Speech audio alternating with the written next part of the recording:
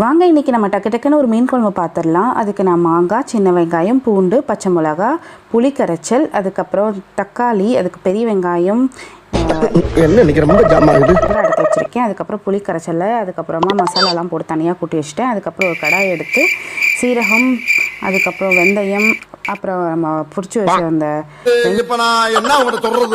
அப்புறம் பெரிய வெங்காயம், சீரகம், சோம்பு அரைச்சி எடுத்து வச்சுருக்கோம். அதையும் போட்டுட்டு நல்லா வதக்கிடணும். வதக்கினதுக்கப்புறம் தக்காளியை அரைச்சி வச்சுருக்கணும், 2 தக்காளி, அதையும் போட்டு நல்லா வதக்கிடணும்.